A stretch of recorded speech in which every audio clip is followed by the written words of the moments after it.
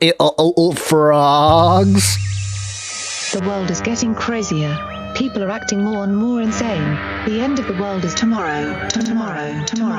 There's only one thing to do when the world is falling apart. Listen to Basil and Gonz as they discuss this week's news and events through the lens of Bible prophecy. You are listening to Canary Cry News Talk. You're listening to Canary Cry News Talk. Today is April 2nd, 2021.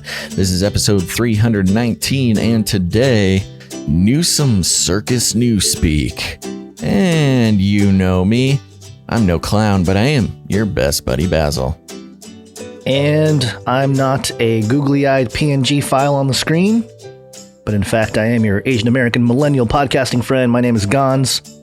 Welcome to the podcast where we praise Jesus while reporting the egregious with a well-rounded, biblically grounded take on world events. And Basil, you are not in your normal location, and that is making it difficult for you to speak clearly and on time. Yes. On time. Oh, no, the delay is so bad. Once in a while I will I will start roaming the earth, and that's what I'm doing this week, but we are making it work. Unfortunately, there is no internet like your home internet, so things are a little bit laggy today, and it's going to be just a slightly shorter show, but we're going to just try our best, we gotta accomplish the mission. Yeah, it's going to do that Skype thing, at least for the live listeners, where you talk, you hear a lag, and then Skype tries to catch you up. So you start talking really, really fast like Ben Shapiro. So we'll see. It'll be fun. Oh. Yeah. All right. I'm going to have to close some tabs here. Try to save that bandwidth, baby. So before we get started, anything interesting going on in your life over there, Gonz? Nope. Not really. Just life carrying on this Good Friday. Yeah, just on the back nine of the apocalypse. I get it. Yeah, nothing too exciting here. I did, let's see, what's fun? I don't know. I saw some frogs yesterday. That was fun. Oh, that's good. Were they the spirit frogs that are in the, in like the false prophet and the beast and the dragon? There's spirit frogs in the, in the prophecies? Yeah.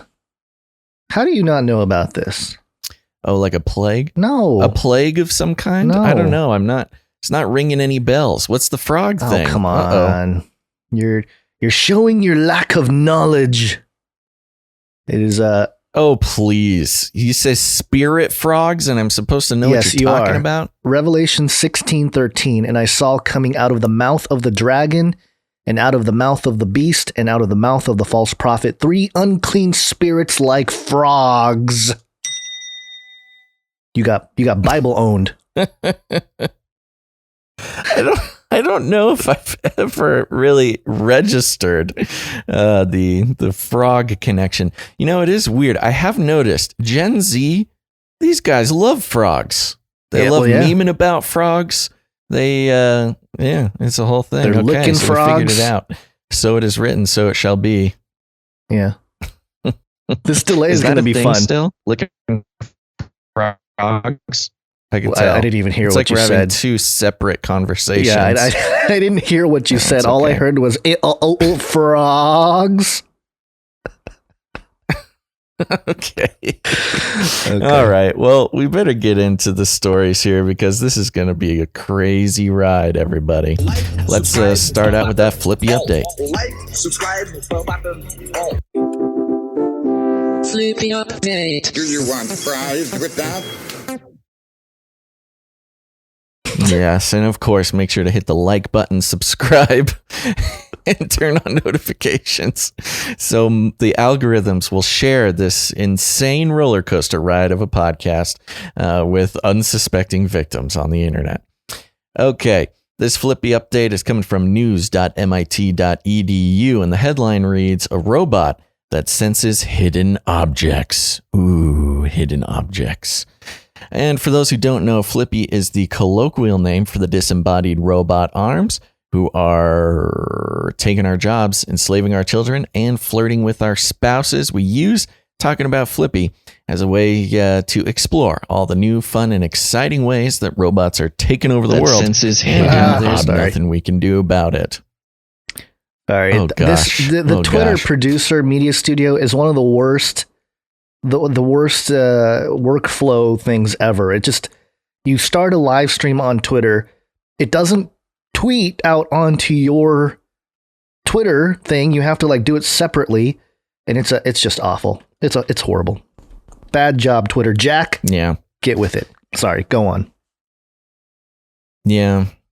You know, the chat is saying that my audio is just full on going in and out. We apologize. There's nothing we can do about it. We've done the maximum amount of I don't know, troubleshooting or guardianship of the signal as we can. Unfortunately, folks, it's just going to be what it is. But I will say, if you have too much trouble with this live stream, remember, we are going to post the podcast version later today, and it's going to be much, much higher quality. We use my locally recorded audio, so we're not relying on this spotty signal. So another great reason to go to your favorite podcast player and subscribe to Canary Cry News Talk. Okay, but back to the Flippy update from MIT.edu, a robot that senses hidden objects. And it goes like this. In recent years, robots have gained artificial vision, touch, and even smell. Quote, researchers have been giving robots human-like perception, says MIT Associate Professor Fadel Adib. In a new paper, Adib's team is pushing the technology a step further. Quote, we're trying to give robots superhuman perception, he says. The researchers have developed a robot that uses radio waves, which can pass through walls to sense occluded objects. The robot, called RF Grasp, combines this powerful sensing with more traditional computer vision to locate and grasp items that might otherwise be blocked from view. The advance could one day streamline e-commerce fulfillment in warehouses. Oh, there's those warehouses again. Or help a machine pluck a screwdriver from a jumbled toolkit. The research will be presented in May at the IEEE International Conference on Robotics and Automation. The people's lead author is Tara Barushaki, a research assistant in the Signal Kinetics Group at the MIT Media Lab. Her MIT co-authors include Adib, who is the director of the Signal Kinetics Group, and Alberto Rodriguez, the class of 1957 associate professor in the Department of Mechanical Engineering. Other co-authors include yada, yada, yada. We know who the co-authors are. As e-commerce continues to grow, warehouse work is still usually the domain of humans, not robots, despite sometimes dangerous working conditions. Now, remember, if you caught last episode where we tracked almost the full conversion of warehouse work over to robots and the elimination of human warehouse workers, this is along those lines. The article continues. That's in part because robots struggle to locate and grasp objects in such a crowded environment. Quote, perception and picking are two roadblocks in that industry today, says Rodriguez. Using optical vision alone, robots can't perceive the presence of an item packed away in a box or hidden behind another object on the shelf. Visible light waves, of course, don't pass through walls. What? Oh my gosh. But radio waves can. And here's the kicker, Gons. For decades, radio frequency identification has been used to track everything from library books to pets. RF identification systems have two main components, a reader and a tag. The tag is a tiny computer chip that gets attached to or injected into, in the case of pets, implanted in pets or vaccinated individuals, of course, the item to be tracked. The reader then emits a radio frequency signal, which gets modulated by the tag and reflected back to the reader. The reflected signal provides information about the location and identity of the tagged item. The technology has gained popularity in retail supply chains. Japan aims to use RF tracking for nearly all retail purchases in a matter of years. The researchers realized this profusion of RF could be a boon for robots, giving them another mode of perception. Quote, RF is such a different sensing modality than vision, says Rodriguez. It would be a mistake not to explore what radio frequency can do. RF grasp uses both a camera and an RF reader to find and grab tagged objects even when they're fully blocked from the camera's view. It consists of a robotic arm attached to the grasping hand. The camera sits on the robot's wrist. The RF reader stands independent of the robot and relays tracking information to the robot's control algorithm. So the robot is constantly collecting both RF tracking data and a visual picture of its surroundings. Integrating these two data streams into the robot's decision-making was one of the biggest challenges the researchers faced. And, I'm going to skip a little bit here, but the robot initiates a seek and pluck process by pinging the target's object's RF tag for a sense of its whereabouts. Quote, it starts by using RF to focus the attention of vision, says Adib. Then you use vision to navigate fine maneuvers. The sequence is akin to hearing a siren from behind and then turning to look to get a clear picture of the siren's source.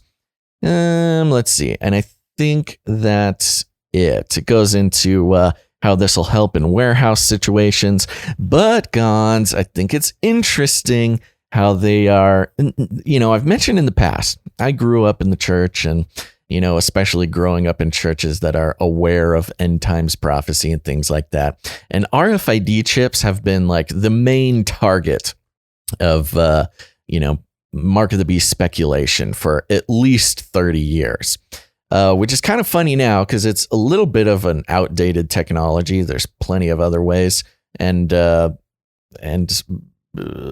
don't know, possible Mark of the Beast objects to be used. But considering the crazy conspiracy theory that there's RFID chips in vaccines, things like that, of course, your pets get them. And forget about the crazy conspiracy theories. There's companies all over the world, these corporations offering RFID readers to their employees for better access to, locked doors and vending machines, things like that. It's a pretty common practice. And of course, I think all credit cards now have RFID capabilities. And, you're always wondering, well, why do I care if they're tracking us? Oh, they're already tracking me with my phone. The difference is you can ditch your phone. But, if you're tagged with one of these handy dandy RFID chips, Flippy, our beloved burger flipping robot, will now be able to find you, even if you're hiding in, maybe a vat of deep fry oil or something. Just another way for the robots to track us down and inevitably harvest our energy to fuel their robotic empire. Yeah, well, it's interesting because I saw this story and I kind of ran through it, and it made me wonder why, or I guess how unrealistic so much of science fiction is. Because have you ever seen those like alien movies or robot movies, and they, they're invading some city or some town or whatever, and they're scanning, and there's like little kids hiding behind a table or a rock or something, and they're all scared and they're shivering. Yeah. And right. if an RFID chip is able to know that there's an object that is obfuscated and figure out where it is and whatnot, for sure those technologies that are invading human civilization would be able to tell, like, oh, there's a little kid behind that rock right there, blow up rock, It's just, I don't know. It just made me think of how awful the science fiction or how unrealistic because usually it's very advanced alien civilization coming down, and it's just it doesn't make any sense that they wouldn't be able to find you hiding in under a table or behind a rock or something. But you hear that, science fiction Hollywood producers? You just got owned by Gons. Yeah, that's get your science fiction, get your science right. Science is truth, remember? Yeah. Science is truth.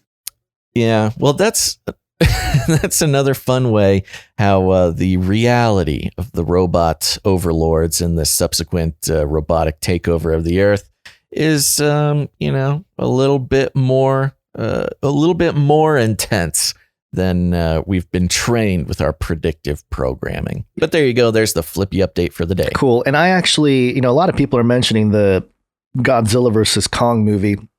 I have to watch it. I'll probably watch it this weekend. But the people are mentioning like Hollow Earth is in there. There's like cyborg stuff in there. So we'll check it out. We'll come back with a report next week on it. Speaking of cyborgs, we got a couple cyborg stories here. Are you ready to become cyborg? And this first story comes from thesun.co.uk. I tried to share a video clip of it on Twitter, but for some reason the audio didn't come through. The headline, I'm still alive. Holly Willoughby fights back tears as human cyborg says he has, quote, hope and dreams after becoming a machine saved his life. And this is, wow. It's the guy who, we've reported on this guy who has surgery in his brain to put a microchip in there and all this stuff. But here's the report here. What's the best thing about these last 4 years for you? In short, as a transitioning cyborg, my overall quality of life is exceptional. Okay, before we go on, for those of you just listening, what you're seeing on the screen is the guy, let me get his name, Dr. Peter Scott Morgan. That's right. And you see Dr. Peter Scott Morgan in his little chair. I think he's got some kind of degenerative disease. And that's why he decided to get that surgery for the microchip in his brain. So he's sitting there. He's got his devices all hooked up to him. There's another gentleman to his left, which he references in this clip. And then to the left side of the screen, there's a CGI version of himself talking and answering the question. So that's that's the image of what is, who's speaking on behalf of the guy here. Yeah, I forgot about this guy. This is pretty intense. Yeah, so here he is. He's going to continue on here. I have love. I have fun. I have hope. I have dreams. I have purpose. Oh, and did I mention I'm still alive? I mean, really alive. Not just one of the living dead, not just surviving, thriving. So when you ask what is the best thing of the last 4 years, not being dead is right up there. As is the extraordinary kindness of total strangers. But the very best thing, obviously, he's sitting next to me. Oh, wow. Oh, I mean, my what an amazing step forward for you that you're pioneering here, but for everyone else. And to hear you talk about life like that is truly invigorating. Thank you both. Thank you so much. Okay, so that's the clip, and the sun.co.uk, the video player is just awful. But here's the thing that I came away with this clip. It just looks like a glorified version. Hey, because I was go away. It looks like a glorified version of what Stephen Hawking had. He had that talking thing where he can talk to you even though he can't move and speak and whatever. Except he just has a CGI head to kind of do it for him. So that was my takeaway. I'm like, is this really cyborg or is this just kind of glorified, 2021 version of Stephen Hawking? So is he able to speak using a brain implant? Is this like a brain machine interface situation? I think that's pretty hardcore. Yeah, I if I'm not mistaken, he did have to take the microchip out to survive. So I don't know what capacity he is considered a cyborg now, but I do think that this was a predetermined question. I don't think he was just asked on the spot, like, hey, what is it like? Yeah, and then he had this real-time answer. So interfacing. So because he kind of went on, and the host didn't interject when there were pauses. He kind of just let him speak. So that's kind of my takeaway. Well, yeah. interestingly yeah, enough, that is interesting, especially in the no, go ahead. Sorry, in the PR situation of the cyborgism, especially again with the medical purposes of things like this, which is how it always starts. That there's look, I hope this guy's thriving and is happy and is feeling good about himself. But it's hard to imagine that there wouldn't be some sort of pre-programmed situation in an interview. Even like Stephen this. Hawking, didn't it take him a while to answer questions like live in real time? He had to sit there for a while and and do his little, type it all out before the little, the speaking thing can work. The other part of the story, and sometimes they would pre-program Stephen Hawking's answers as well. So, it's a standard practice with these sorts of things, but you got to show off the tech, man. Yep. And birminghammail.co.uk had this headline, about the same story. This morning's the name of the show. This morning in hot water with viewers over human cyborg interview. And it says here, this morning has come under fire from viewers after airing a human cyborg segment on April 1st. Holly Willoughby and Philip Schofield were at the helm of the show on Thursday as they welcomed a human cyborg onto the show via video link. But the interview was met with controversy as some were unsure whether the segment and interview was an April Fool's Day prank to mark April 1st. The timing. Oh no. Holly asked, quote, how important was it for you to be able to find a way to communicate with your personality and emotions? Quote, absolutely vital, replied the human cyborg, but viewers took to Twitter to have their say. One wrote, at this morning, you chose the wrong day to do the human cyborg segment. There are some people who thought it was some sort of April Fool's joke. A second commented, if this human cyborg on at this morning is an April Fool, it's on the way in very bad taste. So. Yeah. Just a real quick thing to point out in the language. They called him a human cyborg. Now, the definition of cyborg, I believe, already includes some sort of human element. It's the combination of human and machine. It's cybernetic organism. At least the colloquial definition of cyborg. Yeah. So to call it a human cyborg is kind of, I don't know, just sort of an extra bit of humanization, which is fine. The guy is technically still human. But, when you pay attention to the language like that, they're trying real hard to personalize this guy. Yeah. And the April Fool's thing is not a good move by them. But, in my mind and in the minds of many people, a cyborg is something that enhances humanity, not just brings them back to par. This sort of thing, again, I just make the analogy back to Stephen Hawking. He's crippled. He can't move. He can't speak. So he's using technology to communicate. That's it. It does bring up philosophical questions about okay, what are we? Who are we? Are we just a brain? Are we, that kind of stuff. But this next story is a little bit more in tune with. Actually. What? Real quick. Sorry to interrupt. Gosh, this lag is killing me. But yeah, I did want to actually mention as well. I forgot to mention at the top of the show. Those who are in the know that I am usually doing this show in a virtual reality helmet in my virtual reality office, and I've gotten kind of used to it over the years. It helps me focus, and when I am traveling, I don't have the VR goggles, which makes it extremely difficult to focus when there's things going on around me, which has been an interesting dive and experiment into the... I was going to say, you've done podcasting with the train chasing after you.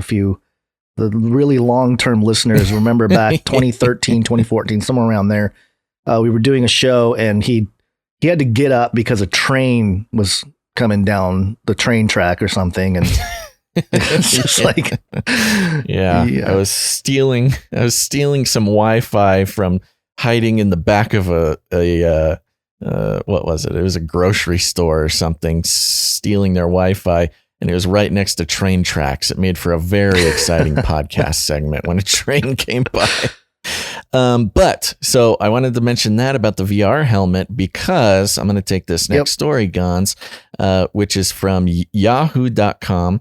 And the headline is Microsoft wins Army contract to manufacture 120,000 augmented reality headsets. So this is another step into the specifically the militarization of VR and more specifically AR, augmented reality, which mixes the real world with virtual details. Let's see what it has to say. Microsoft on Wednesday, and of course it's Microsoft, great. Microsoft on Wednesday was selected to manufacture 120,000 HoloLens augmented reality helmets for the U.S. Army as part contract that could be worth up to 21.88 billion. Whoa, billion. Holy smokes. This is a big one. And billions. Why it matters. Yeah, 21 billion is a crazy. There's a story breaking. Just sorry to interrupt. There's a story breaking that we'll get to right after you're done with this. It's pretty insane, but go ahead. Okay, great. Why it matters. Facebook, Apple, Microsoft, and Google are all delving into augmented reality glasses in different ways, but the technology is likely still a few years off for mainstream consumers. Axios's chief technology correspondent, Ina Fried, writes, details. The Army hardware is called the Integrated Visual Augmentation System, or IVAS. The Army press release notes that IVAS will allow multiple technologies into an architecture that allows the soldier to fight, rehearse, and train using a single platform. Microsoft said in its own press release that the company has worked closely with the U.S. Army over the past 2 years, and together we pioneered soldier-centered design to enable rapid prototyping for a product to provide soldiers with the tools and capabilities necessary to achieve their mission. It's a large deal, both in terms of the money it will bring in and in giving Microsoft the confidence to invest more heavily in mixed reality headsets. Mixed reality, interesting term. It also further demonstrates that augmented reality is indeed the future, per Fried. So there you go. We're finally getting these fancy schmancy tech headsets over to 120,000 soldiers. That is a lot of soldiers to be equipped with this AR technology. Yeah, for sure. And I think you're going to start hearing the mixed reality more because we obviously have VR, virtual reality. This is AR, augmented reality, and XR is mixed reality. So I think we're going to hear the mixed reality XR as part of the vernacular more and more. Yeah, and the language of mixed reality is an interesting one because, of course, augmented reality just means, you're basically seeing the world around you, but then little digital pop-ups and data readouts and things, it's like an enhanced experience on regular reality. But mixed reality sort of has this, it just has this connotation of like accepting the digital realm as an equally legit reality, which I think is closer to the truth. When we were kids, Guns, the internet wasn't considered reality. The internet is just a fake world that is not important and things like that. And of course, now with everything we've gone through, the internet is reality. Things that happen on the internet do, impact the real world. But this concept of mixed reality, where it's not just like, oh, it's reality with a little bit of digital fun. It's like, no, combining both of the real realities, the digital and the meat space, it's a paradigm shift in language, really. That's I think a little bit more consequential than someone who might not think about it too hard. Yeah, and it reminds me of a very famous Dragon Ball scene that became a meme. And this is the first time, I understood what mixed reality was. And it's a scene where in Dragon Ball, Vegeta has his scouter on his eye, and he's reading the power of Goku, and he goes 9,000. It's over 9,000, and he crushes it. Over 9,000. Yeah, so that's your augmented reality right there. But yeah, that's a lot of money, and that's a lot of soldiers getting like real time data of their surroundings in more than just, you know, their own brain. It's data coming at them with whatever, all kinds of augmentations and stuff. But I do want to, we need a breaking news jingle, just like how the news people do. But this is just breaking right now. Yeah. This is from the Capitol. Car rams 2 officers at Capitol barricade. Driver shot dead. A man rammed a car into 2 Capitol officers or police officers at a barricade outside the U.S. Capitol on Friday afternoon before being shot to death by authorities when he got out of the vehicle while holding what appeared to be a knife, 2 law enforcement officials told the Associated Press. Both Capitol police officers were taken to the hospital. Knife? Yeah, knife. With at least 1 in serious condition, the officials said the suspect died at a hospital. The crash and shooting happened at a security checkpoint near the Capitol as Congress is on recess. It comes as the Washington region remains on edge nearly 3 months after a mob of armed insurrectionists stormed the Capitol as Congress was voting to certify Joe Biden's blah, blah, blah, blah. And then it goes into the riot stuff, or the insurrection stuff. Yeah. So this is interesting. The knife thing, you know, this is obviously suicide by cop is what this is. Have they, from what you've seen, is this has this already been pinned on white supremacist, domestic terrorist extremism? I haven't looked enough to know. I'm sure they'll push out the narrative as soon as it fits or doesn't fit their agenda. But to me, it doesn't even matter. I think it's just they needed a real threat, and they needed another threat event. Yeah, to justify all that caging and the lockdown of the Capitol. Well, what else would it be? It would be especially with all the pushback that we've been seeing from the residents of Washington. Of course, the comparisons between, you know, putting up a border wall on the southern border versus putting up a giant wall around the Capitol building, et cetera, et cetera. You know, there's a lot of things to compare there. But yeah, the fact that this was a guy trying to ram his car through the barricade and coming out with a knife, he obviously was not prepared to actually have some sort of effective assault. I'm pretty confident in calling this right now. This is a suicide by cop situation. There's no way this guy was thinking he was going to actually impact anything. But of course, it kind of rings of like an MK Ultra triggering, because it is such a crazy, I mean, just pitiful attempt, but it is the symbol of a threat still existing to federal buildings up there in Washington, D.C. Certainly, this is going to be cause to keep the walls up around the Capitol, keep it militarized, keep it a militarized zone. And, you know, look, I don't want to jump ahead of anything. I don't know who this was. I'm almost positive, like we saw in the last shooting, where it was a Syrian-born Muslim man, and still they found ways to, you know, call it white extremism. I think the last term was, yes, he was a Muslim immigrant, but he had white morality, right. You know, that caused him to do what he did. And so they're showing, you know, the knife thing, the car and the knife thing is reminiscent of, like, you know, what you hear about in the UK, where some, you know, immigrant goes on a knife rampage.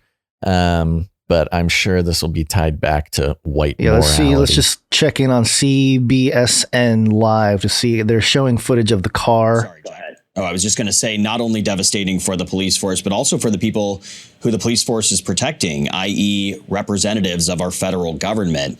This must just be a devastating blow for everyone on Capitol Hill to lose a Capitol police officer, because there are some close relationships, right, that are formed between the officers and the people who work in the building.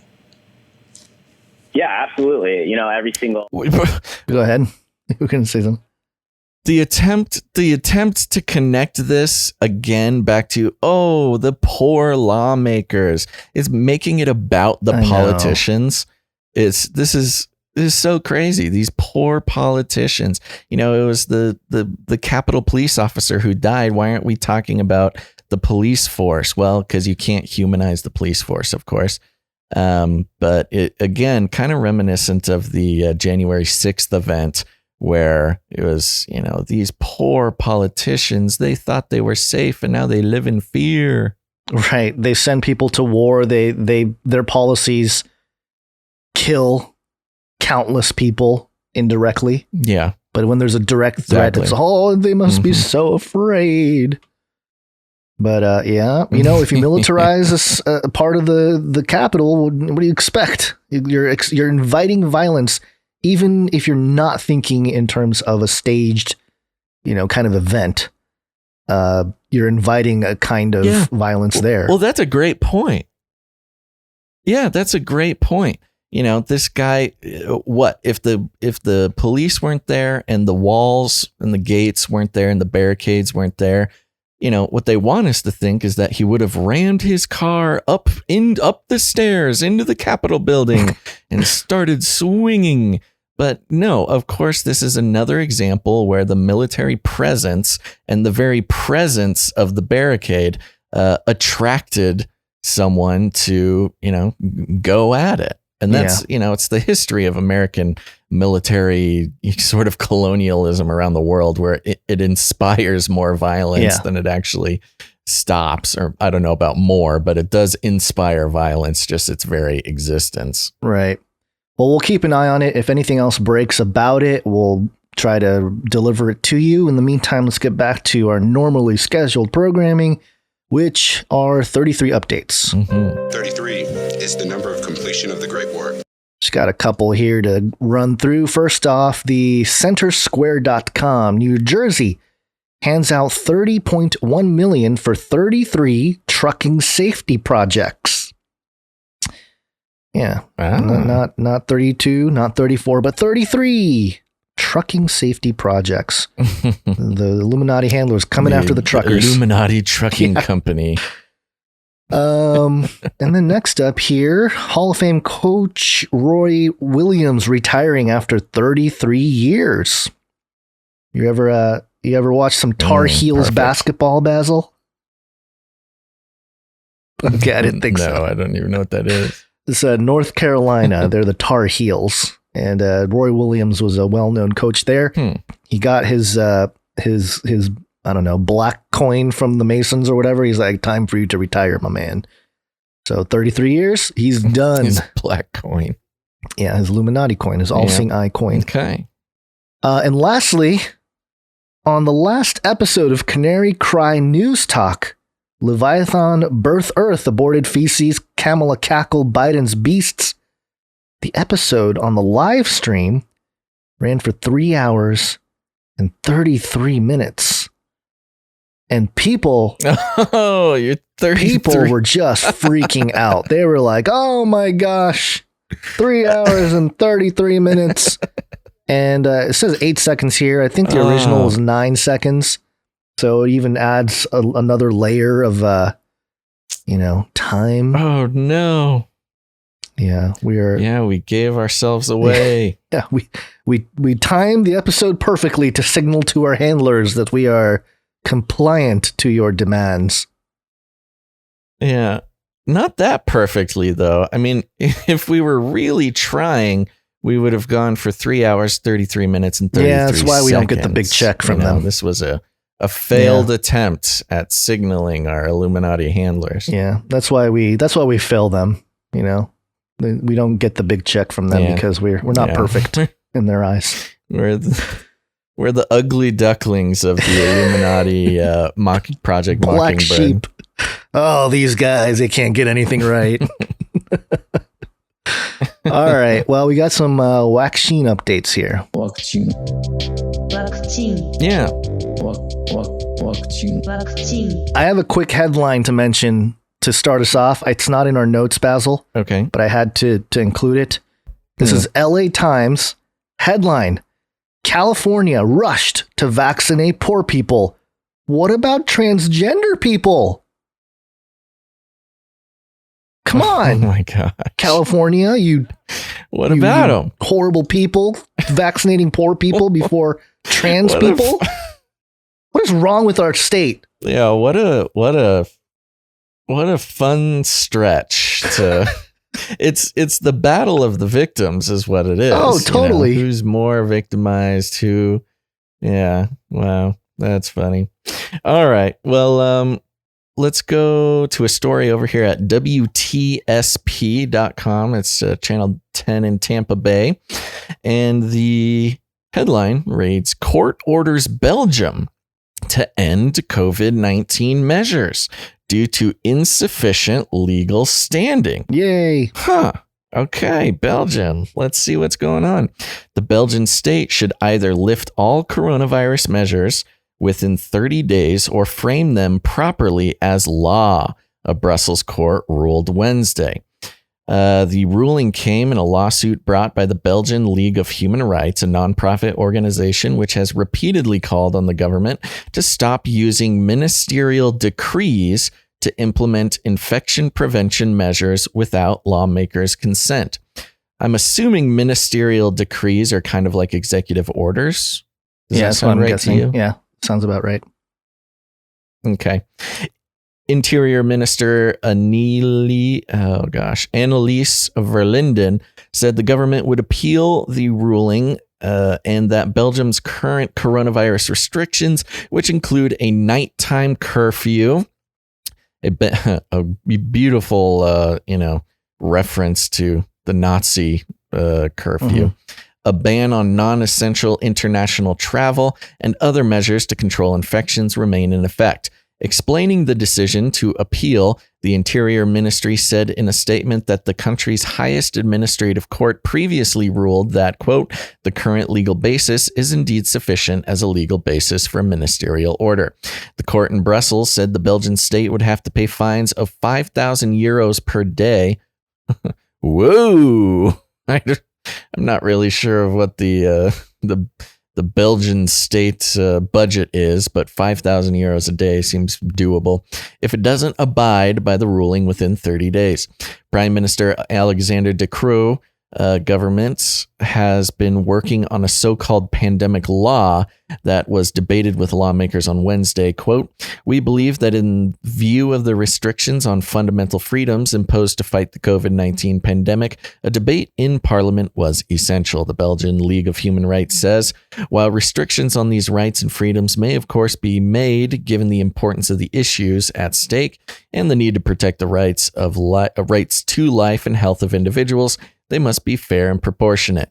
Belgium is among several countries that the European Union's Executive Commission has been criticized for their restrictions on non-essential travel.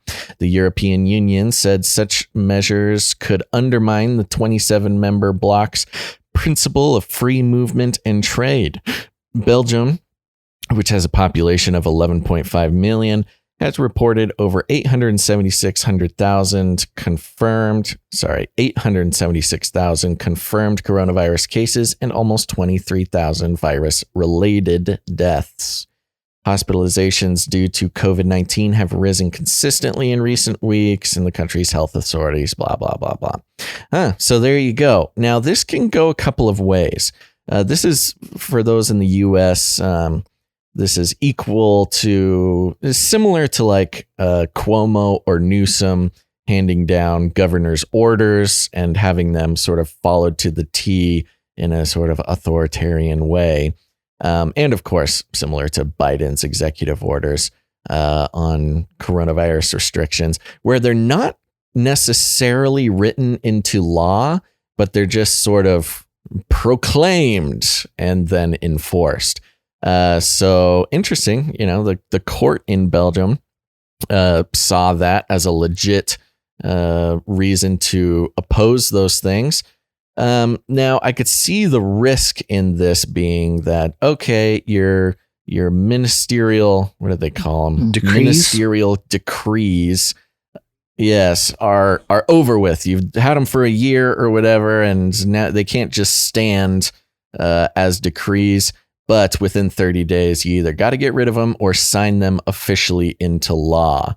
And I am a little worried for the Belgians and also anybody in this similar situation where, once restrictions are actually written all the way into law, it does make them harder to lift in the end. Yeah. I mean, it's a good first step, though. At least they're saying there's no actual legal basis to have any of it. And that's some progress. But yeah, like you said. Yeah, it is interesting. There is value just in like them admitting that, that these ministerial decrees aren't the best way to go about it.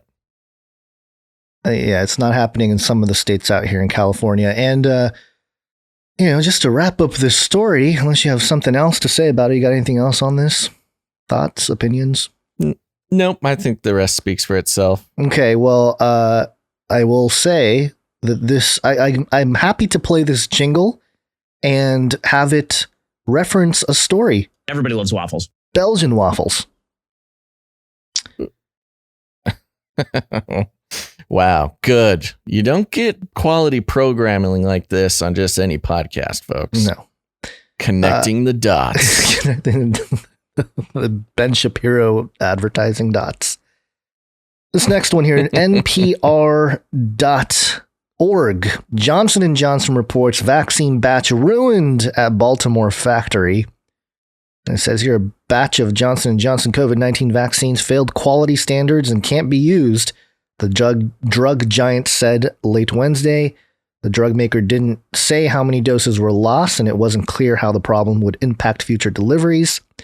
A vaccine ingredient made by Emergent Biosolutions, one of about 10 companies that Johnson & Johnson is using to speed up manufacturing of its recently approved vaccine, did not meet quality standards, J&J said. J&J said the Emergent Biosolutions factory involved had not yet been approved by the U.S. U.S. Food and Drug Administration to make part of the vaccine. I'm very keen on the words they use here, because right now all vaccines are authorized for use, emergency use authorization. None of them are approved. Right. You'd be very specific. So the fact that they're like, well, the FDA hadn't approved any of it. Well, yeah, even your vaccine isn't approved, J&J. So I don't know what you're trying to say here. Right. Emergent, which has been producing bulk drug substance at one of its factories in Baltimore, declined to comment. Oh, yay. J&J had pledged to provide 20 million doses of its vaccine to the U.S. government by the end of March and 80 million more doses by the end of May. Its statement on the manufacturing problem said it was still planning to deliver 100 million doses by the end of June and was, quote, aiming to deliver those doses by the end of May. President Biden has pledged to have enough vaccines for all U.S. adults by the end of May. And blah, blah, blah. The rest of it we all know. But yeah, it's at least there are some, I don't know. But at the same time, I'm wondering if this is once again sabotage from the mighty Pfizer coming in, messing up the Johnson & Johnson. Yeah. Yeah, a whole batch going bad. It does kind of have a tinge of espionage to it, doesn't it? It does. It certainly does. Much less the reporting of the issue, but to actually have a whole factory's batch to go bad, it's kind of like, I don't know, maybe a new employee, a very suspicious new employee come in and work on the manufacturing line and accidentally spill ham sandwich into vat of Johnson & Johnson. Are you trying to suggest the Russians are involved?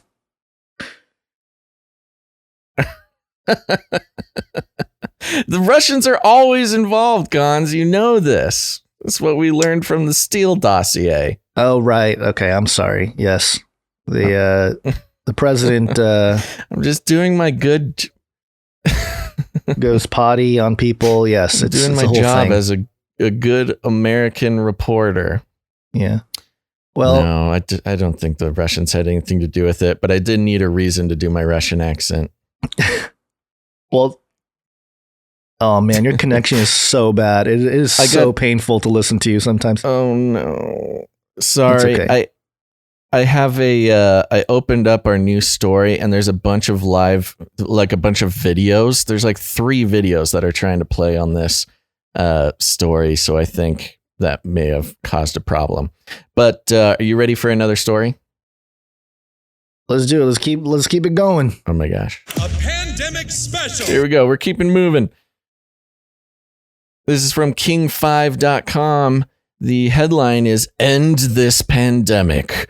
Pfizer says COVID-19 vaccine protections last at least 6 months. 6 months. Oh, good. 6 months, folks. Get the really painful needle in your arm twice.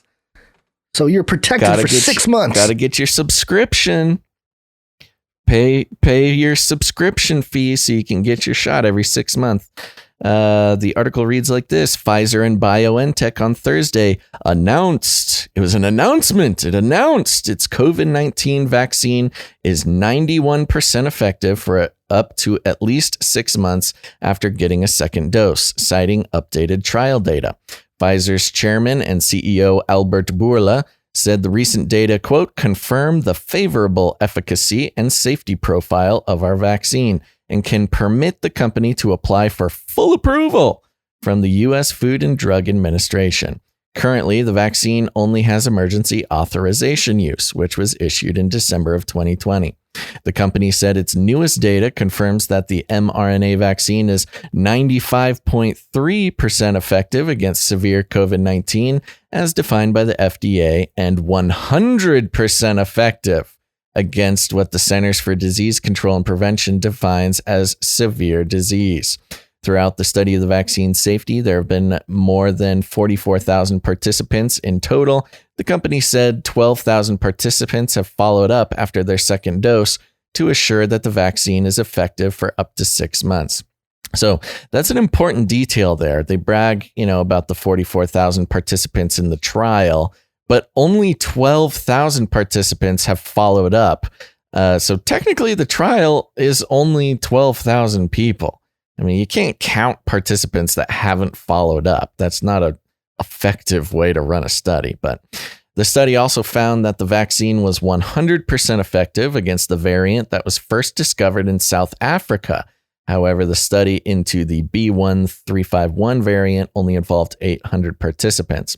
So this is also interesting. We've been so worried about the variants, specifically the South African variants, which I don't know why you're not allowed to say Wuhan in connection to COVID, but you can blame South Africa for the variant. Anywho, these variants were supposed to be so deadly and so scary and be the cause for further lockdowns, and yet the vaccine is 10% more effective on the variant than it is now. This is allegedly, of course. The article continues, quote, it is an important step to further confirm the strong efficacy and good safety data we have seen so far, especially in a longer-term follow-up, said Ugar Sahin, CEO and co-founder of BioNTech, in a statement. Quote, these data also provide the first clinical results that a vaccine can effectively protect against currently circulating variants, a critical factor to reach herd immunity and end this pandemic for the global population. In a joint statement, Pfizer and BioNTech said that the efficacy of the vaccine study was generally consistent across age, gender, race, ethnicity, demographics, and across participants with a variety of underlying conditions. The company said they plan to submit their data for a scientific blah, blah, blah, blah. They're going to do a paper. But yeah, that goes into some more numbers. But the big part of this conversation is notice how there's no negative representation of the immunity only lasting 6 months. There's not even a reference to like, oh, it only lasts 6 months. You're going to need to get another shot in 6 months. You're going to need your booster. They don't even bother referring to it because, this is a positive thing. You're protected for 6 months and it's all good. We're going to end the pandemic. Meanwhile, allegedly, most other vaccines, you're pretty much set. You get them when you're a baby and you'll never get polio again. Why suddenly is this the one that's only lasting 6 months? I'm starting to think that a lot of that new agey stuff that you heard over the last few years, be in the moment. Just be in the moment. It was a way to control everybody to not pay attention to the past, not pay attention to the future, and just focus on right now. It's really convenient for false news information. That's very interesting. Yeah. The other thing I wanted to... Yeah, don't worry about the future. Why would you worry about 6 months from now? Just live for the now. Just live now. You're missing out on the now, man. Come on, man. Oh, where's my come on, man? Come on, man. Come on, man. It's all about the now. The other thing I wanted to point out here in this article, it talks about how Pfizer is seeking full approval from the U.S. Food and Drug Administration. Yeah. This is important to point out because not just for the reasons we just pointed out, the difference between authorized and approved, but also because if like the CDC says, hey, we're officially out of the pandemic. We're done. We're not in pandemic territory anymore, even though they changed the definition in 2010. These vaccines that are under emergency authorization use, they no longer are allowed to be sold or used unless they are approved. So right now, because we're in a pandemic, they're being distributed and used under the emergency authorization use. But if we come out of the pandemic, the vaccines will not be allowed to be distributed unless they are approved. So that's an important thing to realize, and the reason why they're like, oh right. So that's why they're going, we're applying for full approval because hey, if this thing, if we're coming out of a pandemic, we want to make sure we can still sell these vaccines. Yeah, that is a very interesting point. And it's also got kind of a get them now while they're free because you'll have to pay for them later. Right. I feel, that classic American capitalism, sorry, and I'm interrupting myself now, but combine that with the concept of, supply and demand type of thing. The urgency, get it now get your buy one, get one free before it's over. Rush, go to Macy's. Come on. Yeah, make sure to get those aborted feces. Yeah. Not sure what. I like your late reaction. Yeah. I love the delay because it takes like after I play the jingle or something, I just have to sit there and wait for you to hear it. It's riveting. Yeah, no, this is a great, for those who might, if anybody ever thinks that we move too fast on this show, we're really leaving some dramatic pauses for things to really sink in. Yeah. Moving on here, there's a just to let you know too, the pause is a very similar experience on my end. I'll stop talking and then it's 1 Mississippi, 2 Mississippi, 3 Mississippi. Yeah. Yeah. I'm trying to respond to you in real time, but it's not working too well. All right. Yeah. Well, you're not saying, well, okay. It's fun. It's like we're in 2002 again. Yeah. Wherever you are, the internet must just be horrible. I mean, where's the Starlink? Where's the Facebook connected 2020? Where's all that stuff? I thought we're supposed to have lightning fast internet by now. Where's the 5G? Come on, man. Got hairy legs. Got hairy legs. Come on. I need my 5G implant. This is a story from all right. The New York Times. I'm already ahead. Biden administration announces ad campaign to combat vaccine hesitancy. We talk about how, advertisements is a form of censorship. And man, how about it? Biden administration announces ad campaign to combat vaccine hesitancy. It says here, the Biden administration on Thursday morning announced an ambitious advertising campaign intended to encourage as many Americans as possible to be vaccinated against the coronavirus. The campaign, with ads in English and Spanish that will air throughout April on network TV and cable channels nationwide, as well as online, comes as the administration is rapidly expanding access to coronavirus vaccines, but skepticism about the vaccines also remains high. Why only English and Spanish? Why not all Asian languages? This is racist against Asians. Yeah. President. Yeah, that's your anti-Asian American Pacific Islander. Yeah, hashtag stop Asian hate, Biden. President Biden announced last week a new goal of administering 20 million doses by his 100th day in office, doubling his initial goal of 100 million shots in the arms of Americans that he set when he was inaugurated.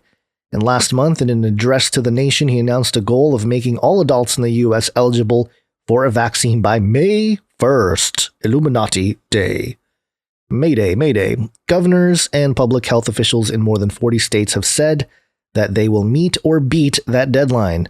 But deep skepticism about the vaccine remains a problem, particularly among Black people, Latinos, Republicans, and white evangelicals.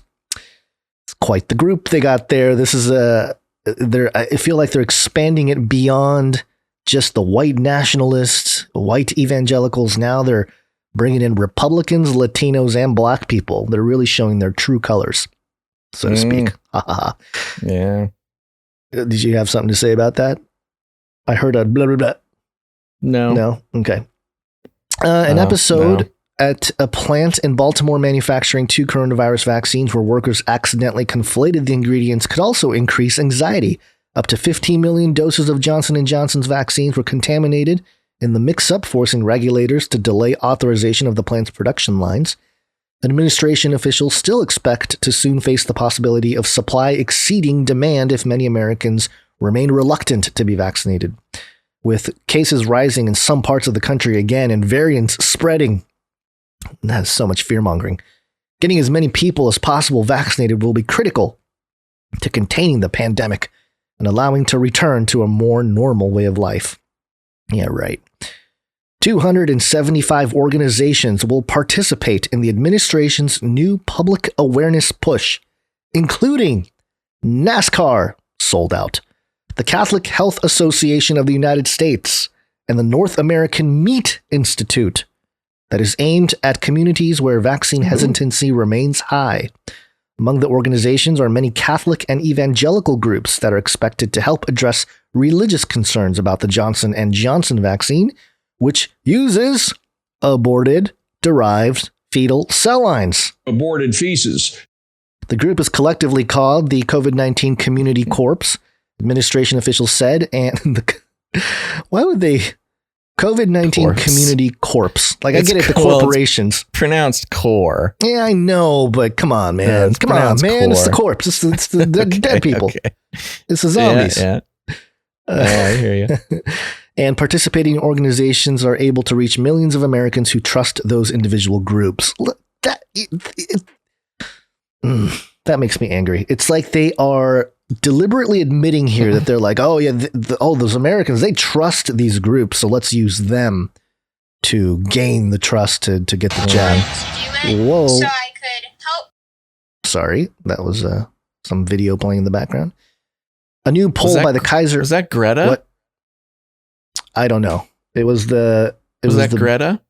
Oh, I don't know. A new poll by Kaiser Family Foundation. Remember Kaiser? This week found that a number of Black adults willing to be vaccinated has increased substantially since February, but 13% of respondents overall said that they would, quote, definitely not get a vaccine.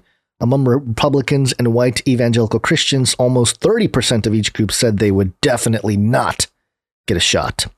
Quote, data shows a very large movable middle, said John Bridgeland, the founder and chief executive of the COVID Collaborative, a bipartisan group of political and scientific leaders working on vaccine education. Quote, even though there's vaccine hesitancy among many subgroups within the population, and we are tracking this very closely, our numbers show we could reach herd immunity, so getting facts and information into the hands of millions of Americans is the job before us. Administration officials said their research showed the vaccine messaging from medical professionals and community leaders, rather than from celebrities or the president, was often more persuasive. Some neurolinguistic programming, some propaganda studies. I mean, this is, that's straight up telling you, like, hey, the propaganda from the celebrities and presidents, not effective. We need to mobilize medical professionals. This is dangerous for them to be coming out, and they're kind of giving away the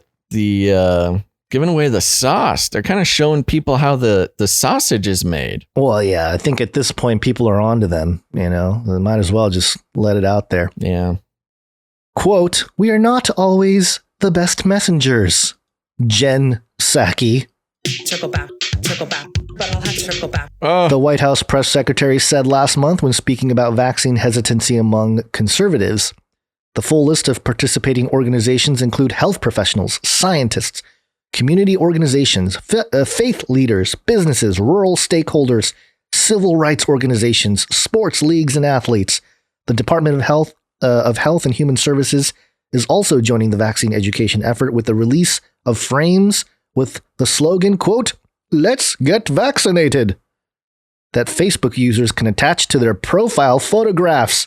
This is straight up propaganda. I mean, they're really telling the entire playbook here. I mean, it's just like, wow.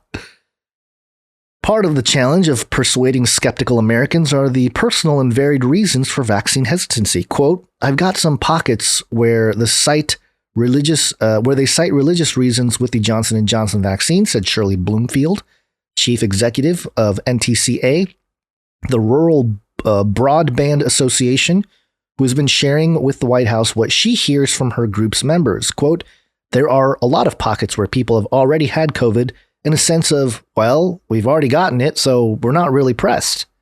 The advertisements are hopeful in tone and are intended as a call to action, saying that everyone can play a part in ending the pandemic by getting vaccinated. To press that point even more, the Department of Health and Human Services has separately bought a multi-million-dollar ad in Black and Spanish language media. Okay, what is Black language? Spanish is a separate language. Black and Spanish language media? Racist. As well as in outlets that reach Asian Americans. Yeah, that's crazy. What is Black language media? Is that like BET? Ebonics? I don't know. Yeah, BET ads. Yeah. I don't know. That's crazy. Are they doing? I mean, really though, it's funny. I'm not trying to make a joke, but like, what is that in the U.S.? I mean, there is, of course, African languages, but that's not necessarily a big market in the U.S. They are literally referring to like BET, like Black television. BET is the only thing I can really think of that's a specific, like, Black focused channel, Black entertainment television, right? Yeah. Or I don't know. Are they going to have, like, I don't know. I have no idea. But we're included as well as in outlets that reach Asian American and tribal communities, reinforcing the message about the safety and efficacy of coronavirus vaccines. The administration, are we tribal? Is that what you're saying? Yeah. The administration announced last week that it was allocating close to $10 billion to increase vaccine access and confidence in minority communities that have been hardest hit by the pandemic. Biden officials have been working with many of the groups involved in the COVID-19 community core since the presidential transition, but the formal rollout of a promotional campaign had to wait, they said, until the vaccine supply was at a level where people could quickly act on the information provided to them. And that's how the article ends. So literally Here's the blueprint to how we are going to propagandize the people that are hesitant. And all I have to say is Mind control intensifies. Wow. Yeah, that's crazy. They just come right out with it. Yeah. Holy smokes. Well, we should keep moving for time's sake. Let's talk about some politics. It's Latin for many. Tick. They'll suck your blood. They'll suck politics. Your blood. I'm going to start out with just a quick one from MSN.com. It's a mirror from Newsweek. Oh, no. And just a very interesting...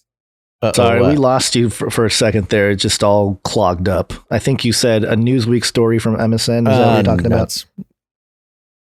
Yeah, let me try again here. So yes, I'm going to start out with just a quick one from Newsweek. This is mirrored on MSN. And just notice the presentation of this article here. The headline is Gavin Newsom calls Orange County shooting horrifying and heartbreaking. Okay. Mm-hmm. Not like there was a horrible shooting and it's heartbreaking. No. This is a news story about how Gavin Newsom thinks the shooting is bad. California Governor Gavin Newsom has expressed his support for families affected by a shooting in Southern California that left 4 people dead, including a child. Horrifying and heartbreaking. Our hearts are with the families impacted by this terrible tragedy tonight, Newsom said on Twitter. The incident took place at a business complex in Orange, California on Wednesday. 4 people were killed and another victim, a woman, was injured. A woman. So there's misogyny at play here. The suspect was also injured. Both the suspect and the injured woman were taken to the hospital in critical condition. Lieutenant Jennifer Amat told MSNBC that a gun had been recovered from the scene, but offered no further details about the weapon. Police are working on establishing a motive for the shootings. The building where the incident took place reportedly contained several offices, but the name of the business where the shooting occurred has not yet been released. Wow, this the is connection a breaking is so news bad. Story and will be updated. Yeah, connection's really bad. It's really bad now. There's a lot of videos. Okay, let me clean up my tabs here. There was a couple of videos trying to play on that thing, but let me know if you got me back. Yeah, I can hear you now. It's very choppy when you started reading some of those paragraphs there. All right. Well, long story short, there was a whole article about how specifically Gavin Newsom thought the shooting was bad. And, it's just sick, of course, regarding his recall. They're doing as much as they can. As we'll learn later, he's got a bunch of money, a bunch of support, a bunch of power behind him, trying to keep him in office over there. And part of that is the media blitz, so people can realize that he's just a kind, caring Democrat man, and he thinks shootings are bad, so we shouldn't recall him. Yeah, what human, like, it would be more of a news story if it's more accurate, probably. If it's like Gavin Newsom doesn't think Orange County shooting with a dead child is horrifying and heartbreaking, that would be headlines. Yeah. But like Gavin Newsom saying is horrifying and heartbreaking. The story is like, about a tweet. Duh. What? Duh. Yeah, right. Gavin Newsom tweets that shootings are bad. Breaking news. And that's how they end it, too. They're like, this is a breaking story. Breaking news. Gavin Newsom tweeted just kind of a basic human feeling. Yeah. Well, we did get multiple millions of signatures to get this guy out of office here in California. It's Newsom science, baby! Ha! Bloomberg.com. In California, costly spectacle looms in bid to oust Newsom. And this is all it's going to become is a battle of money. It says here, the effort to recall California Governor Gavin Newsom is shaping up to be an expensive national spectacle as unlimited fundraising and partisan interests converge in the most populous U.S. state. On one side are the state Republican Party and tycoons, including investor Chamath Palihapitiya, who are seeking to remove the ambitious Democrat amid anger over the pandemic and strict business shutdowns. Newsom comes armed. He's armed. Be afraid of Newsom. He's armed with a stash. He's got a stash of wealthy contributors. He's had them stashed. He sounds like a crazy dictator person, like let me reach into my stash of contributors, wealthy contributors, and backing from prominent progressive figures such as Stacey Abrams and Elizabeth Warren. Oh, we're done, Basil. Stacey Abrams and Elizabeth Warren are in his corner. It's not looking good for the anti-Newsomers. Let me continue here. Girl gang. The battle to oust Newsom more than halfway through his first term marks a dramatic turn from a year ago when the governor enjoyed national recognition for his coronavirus response. Did he really? I don't know that he... Whatever. Him and Cuomo were, the superstars. In a state where ballot measures routinely shatter records as companies dish out millions of dollars to sway voters, almost $700 million in 2020 alone, a recall election in an era of hyper-partisan politics and social media scrutiny promises to be especially costly. Quote, with no fundraising limits, we could see $100 million or more being spent on each side of the recall with multiple serious candidates, said Rose Kapolzinski, a consultant who worked for Newsom's main Democratic rival, former Los Angeles Mayor Antonio Villaraigosa in 2018. And by the way, one of his opponents, Chamath Palihapitiya, he's a billionaire, so he can easily drop one bill to fight this thing. Yeah. Let's see. An election is not yet certain, but appears like based on the numbers of signatures gathered in support of the recall. If enough are verified, voters will face two questions. Should Newsom be removed? And if so, who should replace him? There's no cap on how much the governor and recall proponents can raise on the first part, while candidates running for the job are subject to limits. The election would likely come in November, according to California Target Book, which tracks state politics. That would be interesting because I think Chamath Palihapitiya said that he would try to run for governor. So I wonder if he can spend that billion as part of the campaign to get him out, but then he's limited on how much for him to run himself. That'll be interesting kind of loopholes. Right. It would be the first gubernatorial recall since 2003 in which Gray Davis was removed and replaced by Hollywood superstar Arnold Schwarzenegger, a Republican that couldn't even pronounce the state that he was running for. I just added that. In a bizarre campaign that featured more than 130 candidates, including a porn star and a bounty hunter. And that was before Twitter and TikTok. That's right. California ahead of the game. Quote, this is going to be an ongoing circus, said Ann Hyde Dunsmore, a campaign manager behind the recall. Hence the artwork of the show, which is Gavin Newsom in clown gear with the circus background there.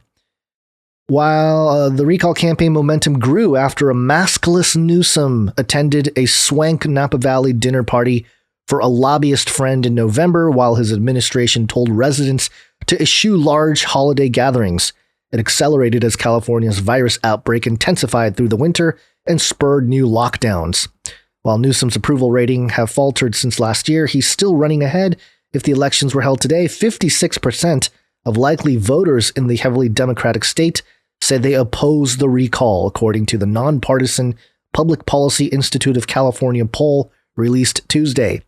His job approval rating stood at 53%, about the same from a January survey, but California's quirks make it impossible for Newsom to take any lead for granted. A simple majority of yes votes on the first question on the ballot on whether he should be recalled will result in his ouster. Whoever wins the most votes on the second question on who should replace him, even if less than 50%, would become the next governor. And Newsom can't, by law, appear as a candidate for that. The threshold for his potential replacements to appear on the ballot remains low. Any registered voter able to garner 7,000 signatures or about $4,000 for a filing fee can run. Basil, we can my slumlord dreams can come true. 7,000 signatures and $4,000. I love yeah, we could get $4,000 and 7,000 I think signatures. we can make it happen. All right, let's do it. 7,000 verified in California might be rough, though. That's rough. And then people coming after me, getting into the California political is not realm. necessarily our biggest demographic. No. Move back, all you folks that went to Austin just to vote for me. Several Republicans have already said they will run, and national Republicans have jumped into fundraising, with Mike Huckabee's Political Action Committee kicking in $100,000 for the recall drive. The Republican Governors Association started its own committee to collect contributions for the recall last month. Quote, "You can see we're going to raise the money because people are jumping in like crazy people. There's money talk flying all over the place," said Hyde Dunsmore, whose committee, along with another, has raised about $4 million for the recall. It's not a question of how much, it's going to be through what committee. After months of ignoring his opponents' momentum, Newsom finally launched a campaign last month when the last batch of signatures was due, appearing on national television shows to describe the recall as an attempt by Republicans to rally their base after President Donald Trump's defeat. That's dishonest. He basically called everybody doing the into the recall as QAnon supporters. Remember that? He was like, this is just a Q thing. Yeah. Maybe that was CNN. Yeah.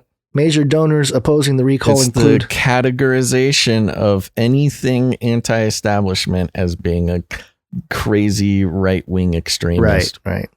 I don't think we need to read much more of this. I mean, there's more information in here with the amount of money and that kind of thing, but I think we get the gist of it here.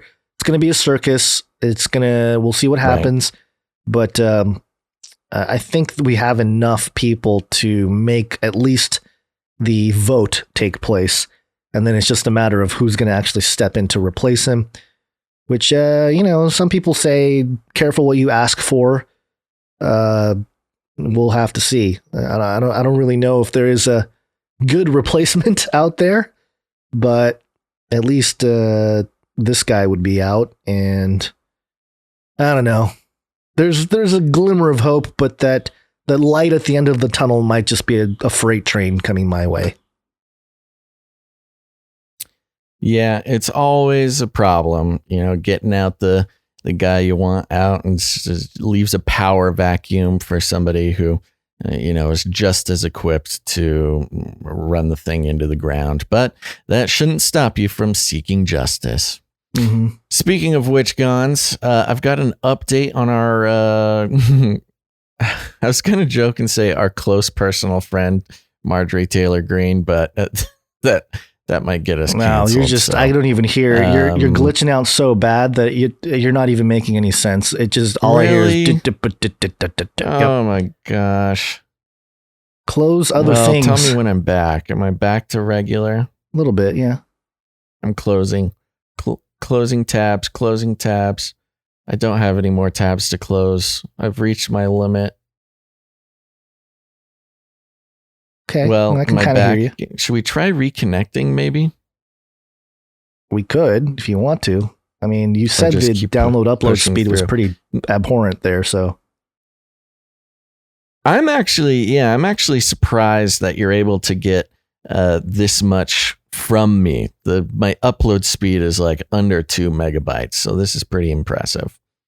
I'm just going to go ahead and read this story and tell me if it stops. Okay. This is an update about Marjorie Taylor Greene coming from Newsweek.com. The headline, over 5,000 Christians condemn Marjorie Taylor Greene for blasphemous and evil rhetoric. Okay, very interesting. Let's see what we got. More than 5,000 Christians have signed a petition condemning freshman Representative Marjorie Taylor Greene, a Georgia Republican, for recent remarks she made related to the COVID-19 pandemic. Greene, a staunch supporter of former President Donald Trump, has drawn substantial controversy since her GOP primary campaign until the present. The Congresswoman has promoted a number of bizarre and baseless conspiracy theories and previously voiced her belief in QAnon groundless claims. Groundless, baseless, What other sort of bottomless terms can pit? we think of? Somebody's got a great thesaurus over there at Newsweek. Even many top Republican lawmakers in Congress have condemned her. Senate Minority Leader Mitch McConnell, a Kentucky Republican, said in February that Greene is, quote, not living in reality, describing her beliefs as a cancer for the Republican Party.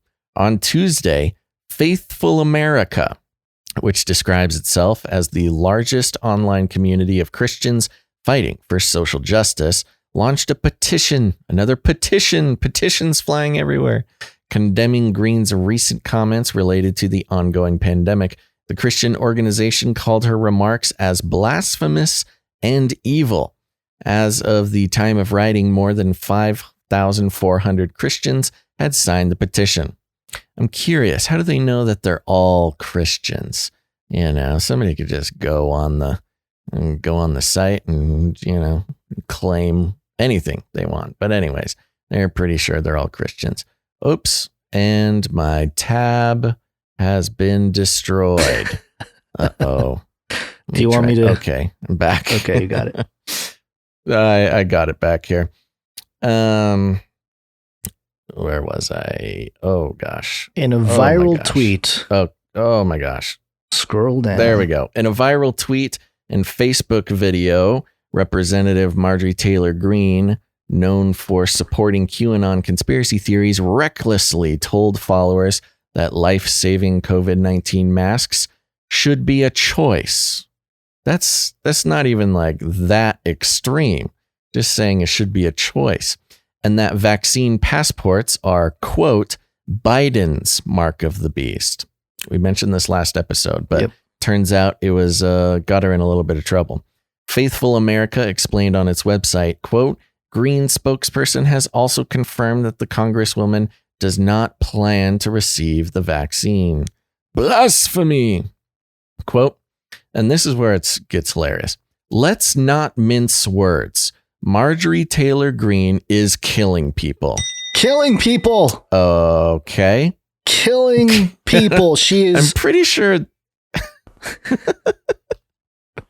Let's not mince words. She's murdering people. I'm pretty sure that's mincing words. I think you are kind of mincing words.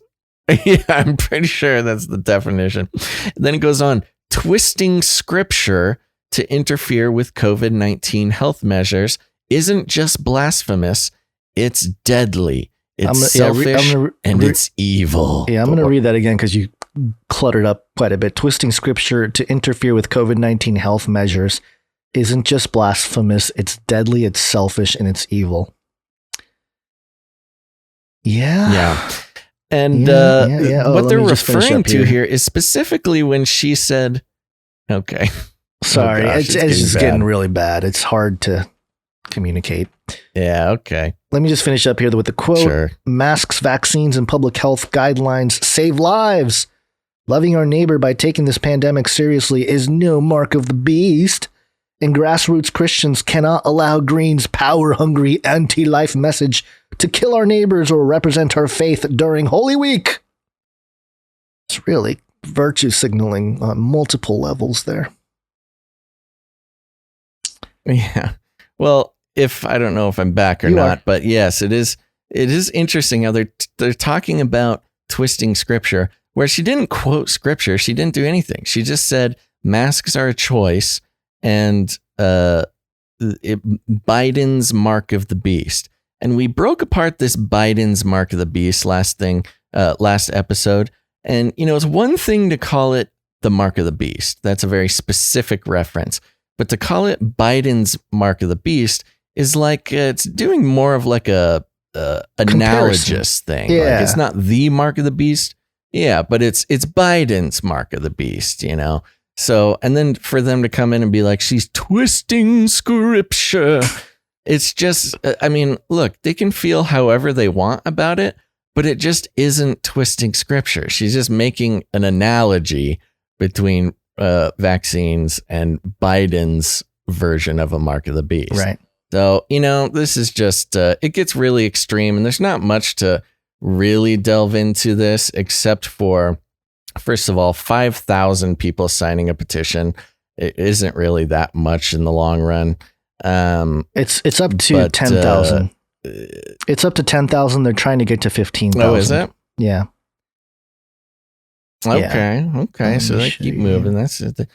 But here's another, just to get a couple more quotes in here. This is from the group.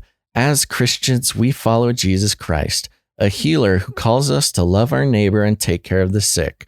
Science shows us that the way to do that during this pandemic is to mask up, receive the first vaccine we can, and follow all public health guidance.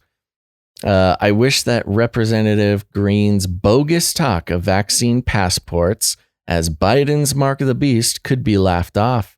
But by twisting scripture and abusing her public stature, she has managed to deceive far too many Americans into taking her dangerous conspiracy theories seriously.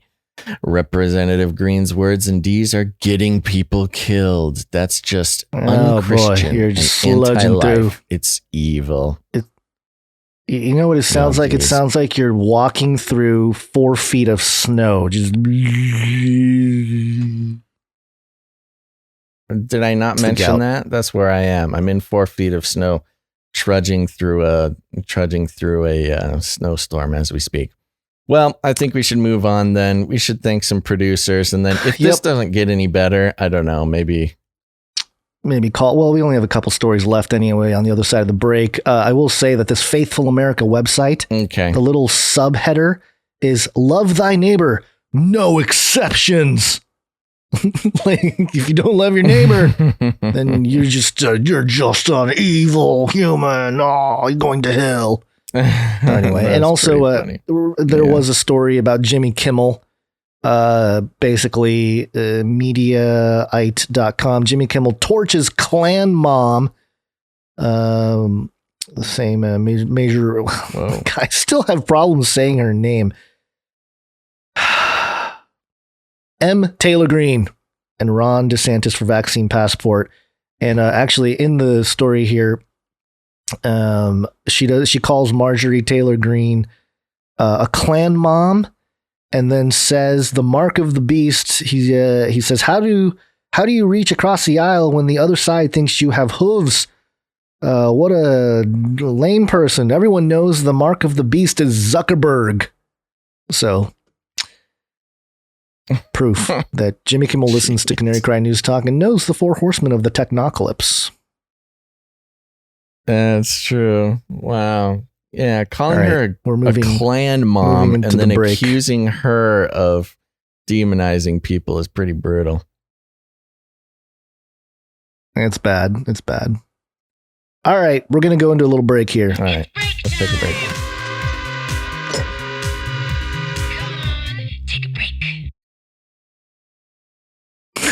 Okay, let's take a break, folks. But don't go anywhere. It was just such a long pause for you to catch up to the end of the jingle. Oh, no. Well, maybe you should do most of the talking then, because if I'm just going to keep cutting out, there's no point. Yeah, I'll give it a go here. Well, we want to thank our producers, and yes, the supporters of the show are called producers because if you are contributing with your time, talent, or treasure, you are producing the show. And we took the model from Adam Curry and John C. Dvorak of No Agenda. Adam Curry being the podfather. He's the co-inventor of the podcast. And he's came up with the value for value model to really get around all the censorship and the cancel culture. All that stuff comes because corporate media or the corporations themselves have control over what you say if they are sponsors. And Adam Curry has the famous quote, "Corporate sponsorship is a form of censorship." And a lot of the cancel culture stuff, that's what it is. It's the commercial corporations saying, hey, we don't agree with what you're saying there. And they yank advertising dollars, and therefore you're canceled. You cannot do what you do and make money anymore. And so we are to proof yourselves or ourselves and or anybody who wants to from such a model. We decided to go with the value for value model of supporting the shows or supporting shows we love, and for this show as well. And so we as a result, if you do support with your time, talent, treasure, you are producers, and you can add producerships to your CV, your resume. You can say, hey, I'm a producer of Canary Cry News Talk, and you can even list the episodes that you've helped produce. And we will vouch for you if the employer comes knocking on our door and says, hey, is this legit? Does this person really produce a podcast?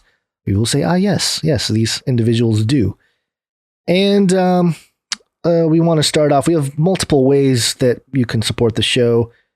First off, we have patreon.com/CCNT for Canary Cry News Talk, as well as patreon.com/Canary Cry Radio. And you're in luck, listeners, because we don't have anybody from either Patreon accounts, which is understandable because Patreon has not been the most friendly platform for. They've also kind of gotten into the canceling side of things, getting a little crazy with banning people that don't align with their particular worldview. So we understand if you don't want to participate through the Patreon platform, but instead, if you choose not to, we also have canarycryradio.com/support. canarycryradio.com/support. And if you go to canarycryradio.com/support, you will see multiple ways you can support us. You can do a one-time gift. You can subscribe to a monthly producership. And while we don't always mention all the names for the monthly subscribers, we do thank you. We appreciate it. And we could not do this without you. So moving through here, we're going to get into the PayPal producers for episode 319. And I don't know, Basil, I'm going to leave a little room to see if you want to say anything to say thank you at least. But let's start off with producer Shield Labs. Thank you very much, producer Shield Labs. Hey, coming in nice and clear there. Shield Labs left us a note. What is the origin of the name Canary Cry? Oh, yeah. Well, let's see here. When we were first beginning Canary Cry Radio back in 2012, we had a couple brainstorming sessions. The basic concept comes from the analogy of the canary in the coal mine, where, for those who don't know, back in the olden days of coal mining, miners, you lost me? Okay. Miners would bring a canary in a cage down into the mines, and if the canary died, then they knew there was some sort of dangerous gas down in the mine. Well, we didn't really like dangerous the idea gas. Of us dying being the warning. Sorry. Okay, well, so why don't you just do it? Sorry. I wanted to see if it'll work, but it obviously having issues there. So yeah, it's a canary in the coal mine. That's really where we came up with the idea, and we were kind of brainstorming. And canary, what about canary? Oh, Canary Cry Radio. Oh, sweet. So we went with that. It wasn't until a little bit later that we found out that there's I think it's Marvel. Maybe it's DC. There's a character named Canary Cry in some superhero thing. Do you know which one that is? No, Basil? Her name is Black Canary. Oh, is it? Oh, she does. The Canary Cry is like her move or whatever, right? Where she screams and. Yeah, she's got some superpower where she can scream and I don't know, kill bad guys, and that's okay. People are saying that's DC. Called the Canary Cry. Oh, Suicide Squad. That's right.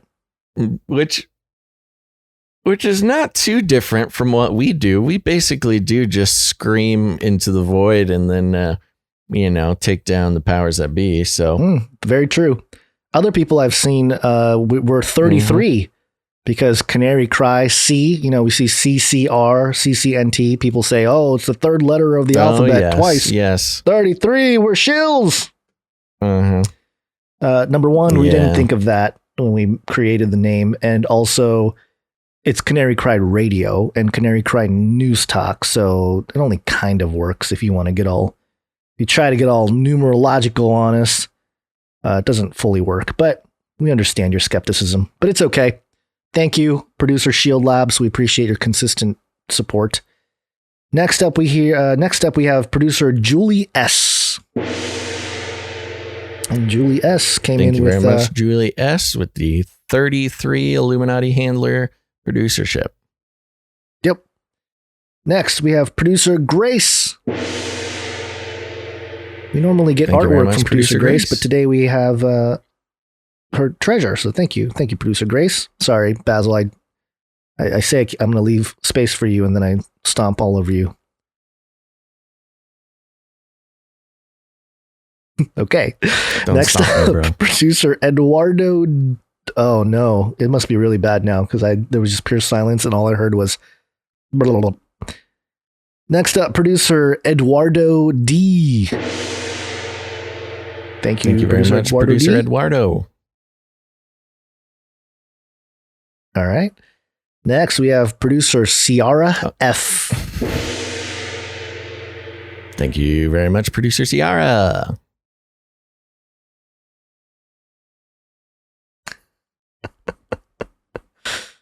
Okay. Let's see. Ciara has a note here. Will you ever read non-Apple podcast reviews? That's a question for you, Basil. I don't know if you can even. Yeah, I don't know if this is going to work, but I will read non-Apple podcast reviews. I just don't know where people are leaving reviews. So if you're out there leaving reviews somewhere that are not on Apple Podcasts, send us an email at canarycryradio@gmail.com. I'd love to read other reviews. I just am not sure where to find them.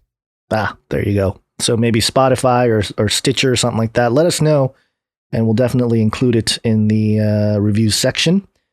Thank you, Ciara, and thank you for the continued leading of the meetups. That's Ciara. I'm leading the meetups there. Next up, producer Jeremy F. Thank you very much, producer Jeremy. And I think Jeremy is the executive producer for episode 319. So you can put that in your resume. And, I guess we have another one from Shield Labs. Producer Shield Labs again.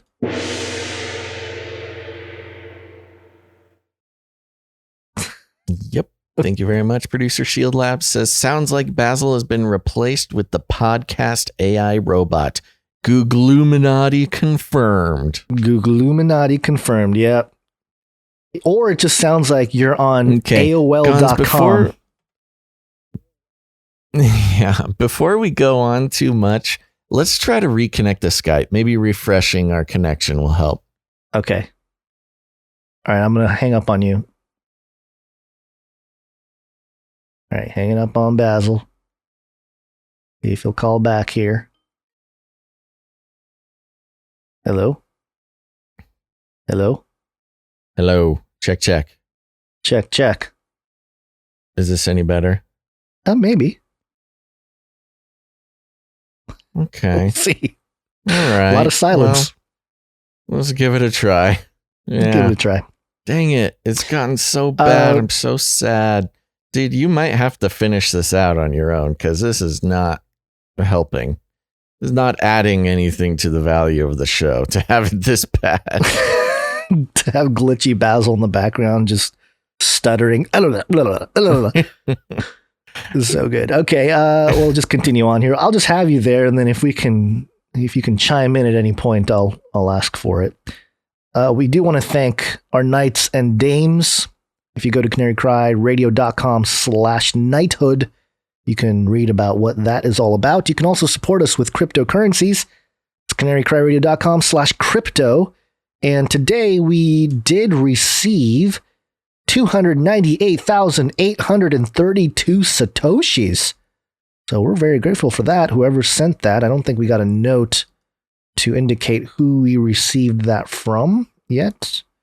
Let me double check. Yeah, nothing yet. So whoever sent the Bitcoin there, a little bit of Bitcoin, thank you. Appreciate it. Also, Jade Bouncerson continues to do the timestamps. Thank you so much for that.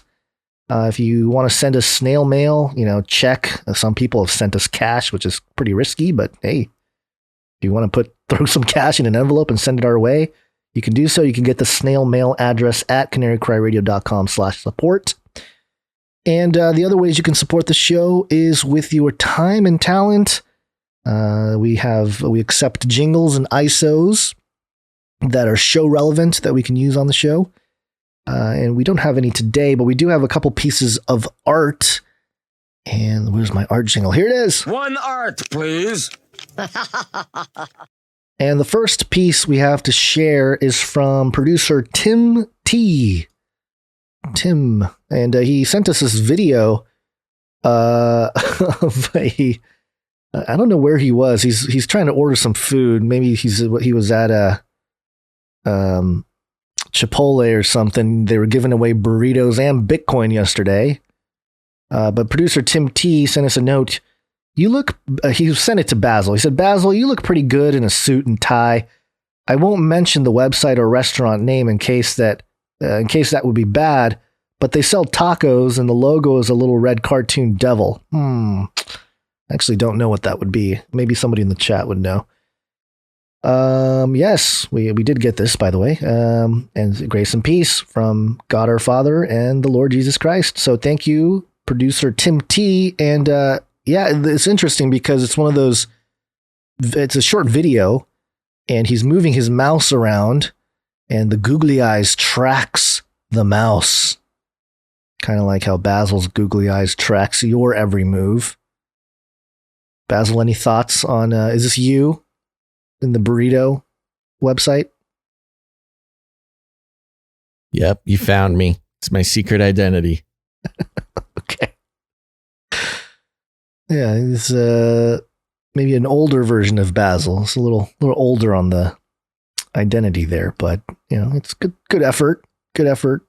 Maybe this is the version of Basil from the future. So thank you for that, producer Tim T.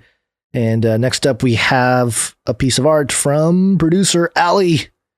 And let me see here. The note from Ali here. Basil's cactus oven mitt, while successfully preventing burns, does have its drawbacks. It's a picture of Basil, super swole, his black tank top with his VR goggles on, and it says needs bacon. And he's holding a pizza that looks like it's fresh out of the oven with his cactus mitts. And the spikes on the cactus are poking through the pizza, which is a problem. Any thoughts, Basil? That poor pizza. The poor pizza.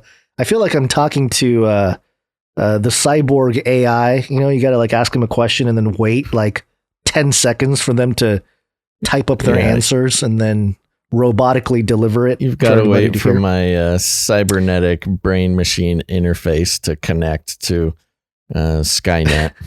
Yeah. And lastly, this is more of a screenshot, but we did receive a picture from, who was this from? Sorry. Producer Jack V. He said, Basil Echo from Overwatch has your eyes. What could this mean? And I haven't been playing Overwatch, so I don't really keep up with it.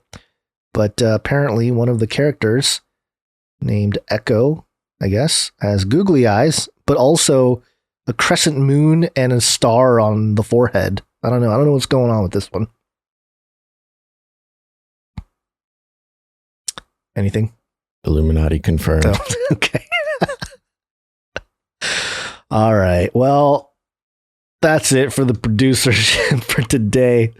Sorry about the little choppiness. We're going to save the reviews of the iTunes reviews, or it's not iTunes anymore, Apple Podcast reviews till next week. And if you send us a note where you've left reviews, we can include it when Basil has a little bit of a better connection there. So let's wake up from the break, and then we'll get through the end of the show here. We're going to keep it a little bit shorter today. Yes, it's wake up time. Hey, yo, wake up. And we have a few updates from the Beast system. Speaking of the beast system, beast system. This first one is from Sportico.com.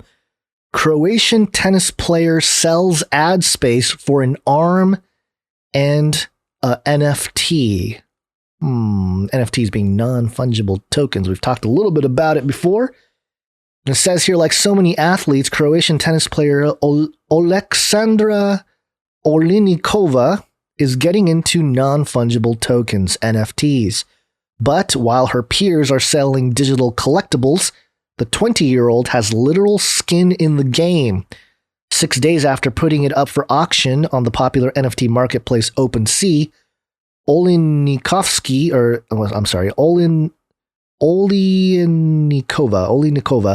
sold exclusive lifetime ownership of part of her right arm for more than $5,000.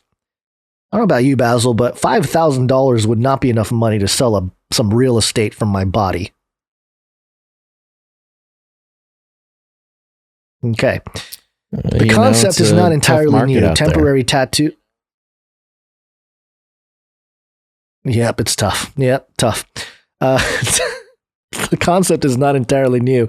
Temporary tattoos, or so-called body billboards, were a trend in the early 2000s among certain groups of athletes. Beach volleyball players, skateboarders, and boxers, most notably Bernard Hopkins, earning them anywhere between $5,000 to $100,000.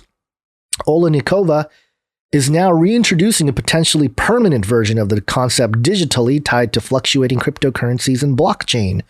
OpenSea buyers use the Ethereum blockchain and its cryptocurrency, which is similar to Bitcoin. The tennis professional's NFTs sold for 3 Ether, the equivalent of about $5,415 on the day it sold. Olinikova, who ranks 30th in the international tennis, blah, blah, blah, about her tennis stuff, specifically sold a section of skin between her elbow and shoulder on the inside of her right arm, where the owner can commission a tattoo or temporary body art. The sales pitch: the right-handed player can be your human advertisement. Quote, "I will bring your art object or message to every tennis court I play," Olinikova wrote in the listing. Quote, "I'm a 20-year-old only and my sports career is on the rise. I believe it's going to be the biggest tennis locations in the world." Okay. Olinikova plays on the ITF Women's World Tennis Tour, which provides entry and mid-level professional tournaments. Blah, blah, blah. The owner of this 6-inch by 3-inch, 6'6", 6" by 3" interesting. Patch is an OpenSea user named Jump High, with whom Olinikova has only communicated via online messages since the sale. The person can use the space for any ink of their choosing, the tennis pro said. There are only a few restrictions to the purchase, including no art or messaging that includes extremism or gambling or betting-related content, as to not violate tennis regulations. And I'm wondering if we purchase some NFTs of some celebrity body parts, Basil, and we put the Canary Cry News Talk logo on there for them to advertise our show, is that considered extremism? Yes. Yes. Okay. The new commission would join the 9 tattoos Olinikova already has. The first, a tribal cat. Ooh, she's got a tribal cat, Basil. Inked 4 years ago, and then junior player won her first event. Just her other stuff.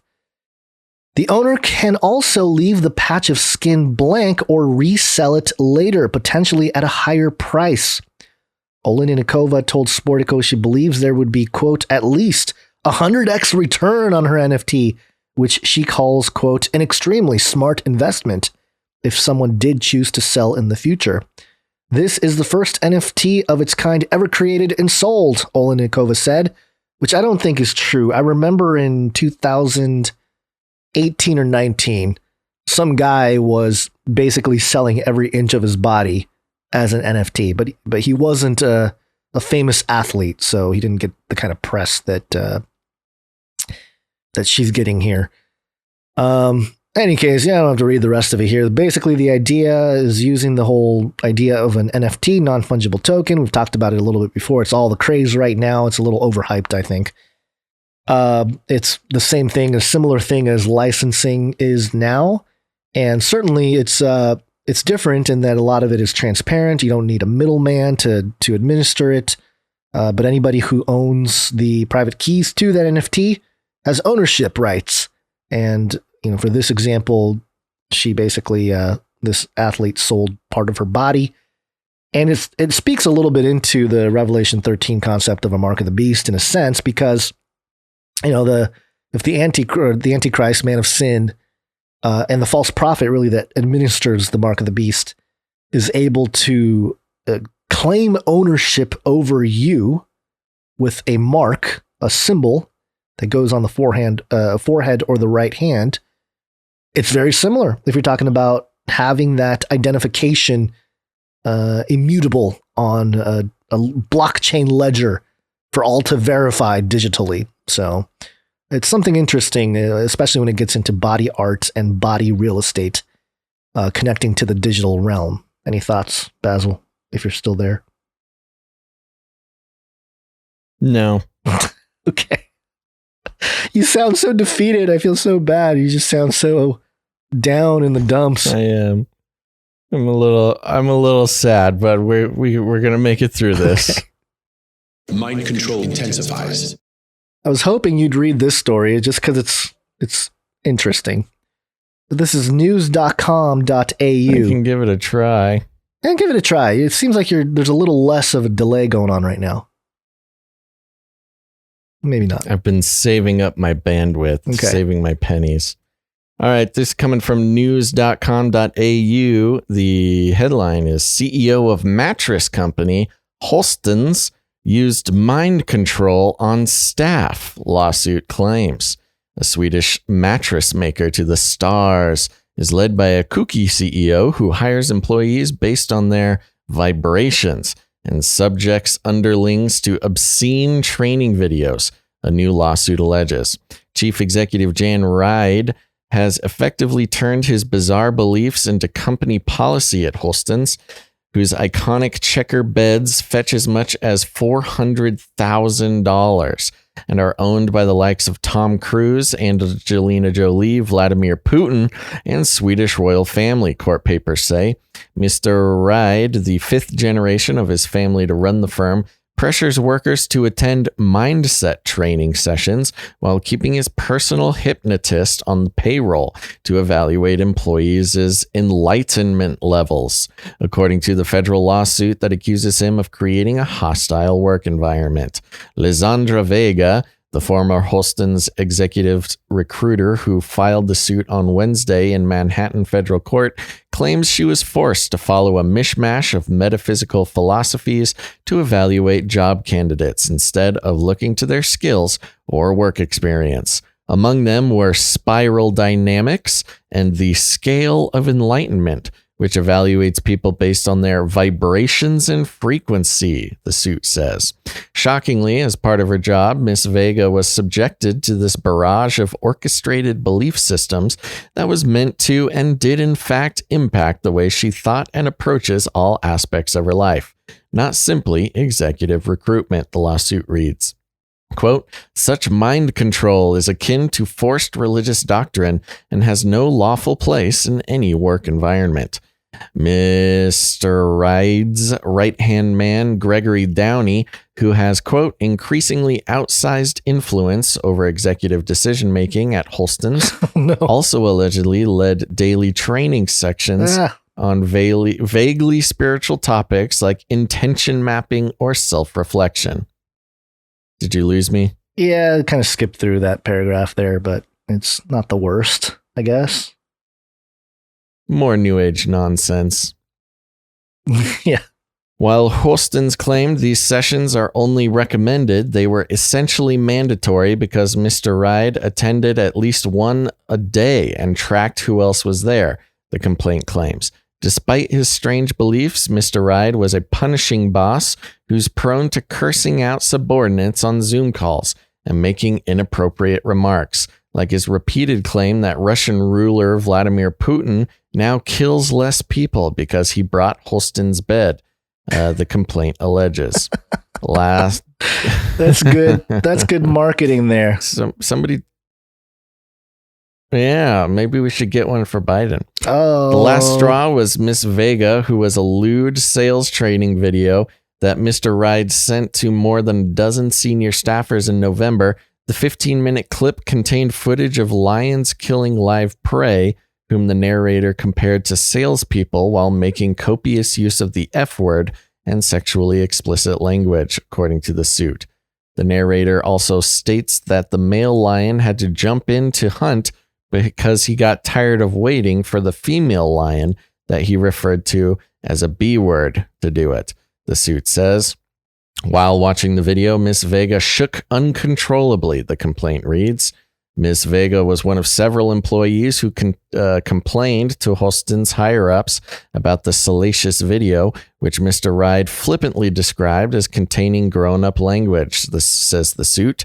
Mr. Ride can continue, then excluded her from emails before she was demoted and then fired in January, which she says was retaliation for her complaints. Ms. Vega's lawsuit seeks a court ruling declaring Hostens and Mr. Ride's practices illegal, as well as unspecified amount of money damages to be determined at trial. Holstens did not immediately respond to request for comment on Wednesday. Wow, this is taking it to a whole nother level. And it's always these weird new agey type of companies that include a lot of brainwashing. Man, that's an expensive mattress. $500,000 for a mattress. That must be a pretty good mattress. Yeah, and the fact that, people like Tom Cruise, Angelina Jolie, I mean, your clientele, Vladimir Putin, your clientele is definitely the upper echelon.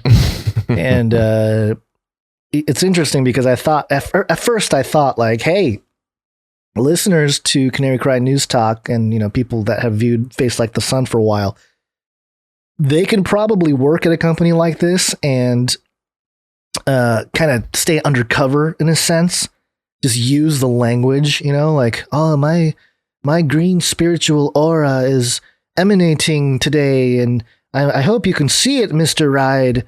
That kind of nonsense to keep your job. But then, if they're showing crude videos of lions and doing stuff like that, it's not something anyone needs to endure to keep a job. But $500,000 mattress, mind control mattress. Mind control intensifies. That's how they get you. Yep. Okay, a couple more stories and then we're out of here. This one is very quick. Times of Israel. Microsoft reportedly seeking to invest over $1 billion in Israel. $1 billion.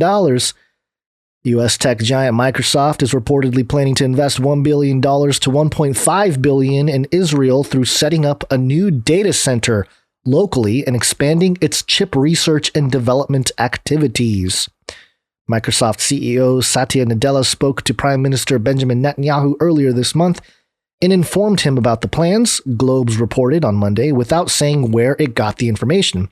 Nadella told Netanyahu that Israel is, quote, a very important development center for Microsoft, Globes said, stating that the CEO has made no request for government incentives for the investments and none were offered.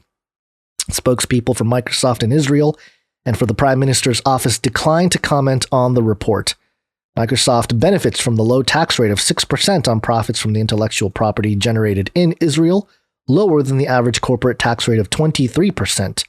Small tech firms pay a tax rate of 7.5 to 12%, Globe said. The U.S. tech giant said last year that it would set up its first data cloud center in Israel to offer services to Israeli customers, starting with Azure. and following with Office 365 expecting to be operational sometime this year. And, it's just Microsoft spreading their tentacles ever more and into Israel, which has all kinds of prophetic significance. But between Microsoft's patent number 060606, the biometric crypto mining technology that was released, or at least the patents released last year, and Microsoft giving 120,000 VR headsets to the military, and now $1 billion to $1.5 billion to Israel. I don't know, man. Microsoft might be one of the beasts discussed in Revelation 13. Just my hunch. Not saying it is. Not twisting scripture. No kidding. Just saying. It's pretty wild. Okay, let's wrap it up with the witchcraft story. This girl must be practicing witchcraft. And this is from reviewjournal.com. Headline: Practicing witchcraft leads to arson arrest.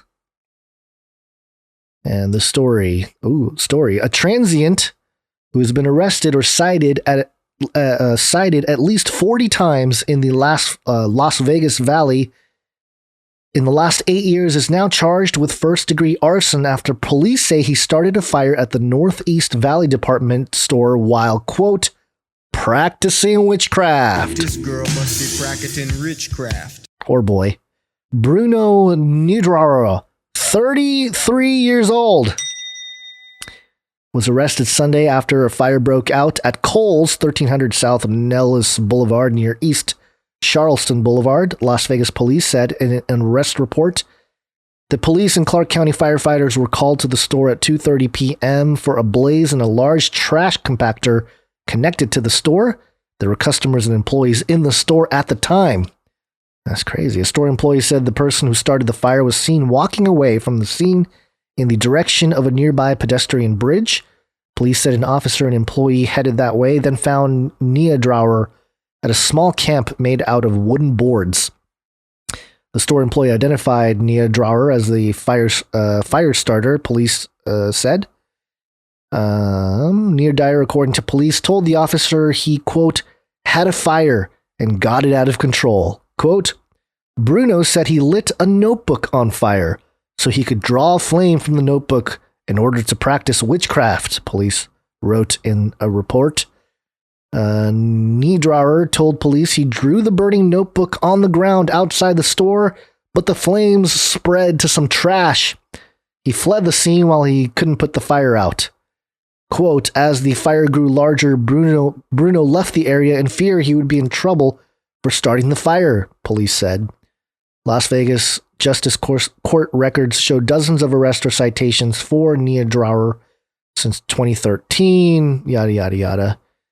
So, yeah, this guy tried to, 33 years old. Don't mess with the Death Note book to practice witchcraft. Could set a whole thing on fire and get you arrested for arson. Nerd. And that will do it for this episode of Canary Cry News Talk. Oh, I feel like you're there, but you're not there. It's a very weird feeling. Yeah. I can't wait to get home, get back to the studio. Yeah, this was pretty brutal. I feel bad for our listeners. Yeah. Sorry, guys. This isn't... Don't judge us. Don't judge us on this. We'll be back to normal on Monday. Thanks for sticking through. Yeah, this would be a bad first episode for anybody tuning in. But if you made it this far, then I guess you're hooked. They've made it this far. Yeah. Okay, well, that's going to do it for this episode. Are you going to try to wrap us out? Yeah, try. Go for it. I can try. Okay, here we go. Thanks, everybody, for listening to this episode of Canary Cry News Talk. We will be back on Monday. That's going to be April April 5th. April 5th. Put it on your calendar. Make sure to hit subscribe. And we'll see you on Monday around the same time. And I'll be back in the studio. So we'll be back to our normally scheduled quality. But other than that, remember to follow us on multiple locations. Very important. Subscribe to the podcast feed where there will not be as many of these horrible distractions. But other than that, I want to thank all of our producers for this episode 319 of Canary Cry News Talk. That's producer Shield Labs, producer Julie, Grace, Eduardo, Ciara, Jeremy, and of course, thanks to our anonymous crypto producer. And as always, thank you to Jade Bounterson for the timestamps and all of our artists. We couldn't do the show without all of y'all.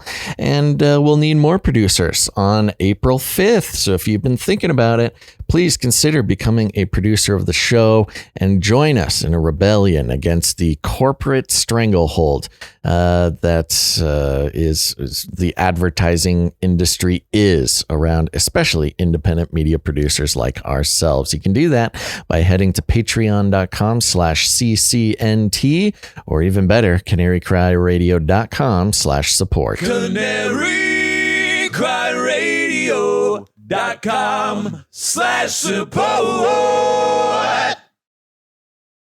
That's right. And I will be reading ratings and reviews next week where I can actually give them the attention that they deserve. So make sure to head over to Apple Podcasts, search out Canary Cry News Talk, and leave a rating and a review. Very, very important. And lastly, if you have not done so yet, please tell somebody about the show, share it on your social media, and even better, you got friends and family who are starting to wake up to the fact that the world is not what it seems, and you can help them out by sending them an episode of Canary Cry News Talk. Not this one. Don't send them this one. Send them a different one. And they'll enjoy it very, very much. We like to call it rattling cages. And if you need any other instructions, here's what you do. You walk right up to them, you grab them by the cage, and then you shake it. Blah, blah, blah, blah, blah. The end of the world occurred pretty much as we had predicted. I want to shake things up, stir up some controversy, rattle a few cages. Hey, stop that! Don't ever silence me. I'm the last angry man, a crusader for the little guy. Leave the bird alone. Never. Rattle a few cages. Rattle a few cages. The human race will have every opportunity to improve. And if they don't? Ask Noah. That's right. Just ask Noah. Guns, any last words? I'm assuming you asked me if I have any last words, and I will say that John 11:25-26, Jesus said, I am the resurrection and the life. The one who believes in me will have everlasting life. Paraphrased, for the sake of Basil's glitchy cyborg voice. All right, folks. Well, remember, thanks for listening to this episode of Canary Cry News Talk. Make sure to tune in on Monday. But until then, think outside the cage. Think outside the cage. Are you Think outside the woke? cage. And melt those babies into candles. Sinful generation! Stop this progress before it is too late. They are scum. It's true. Shoo, hallelujah. They are scum. Aliens. Come on, man. Keep yapping, man. Boy, it's really a productive segment, man. Aborted feces. Aborted feces. Everybody loves waffles. Aliens. Called it. Remember, reality is an illusion. The universe is a hologram. Bye. Go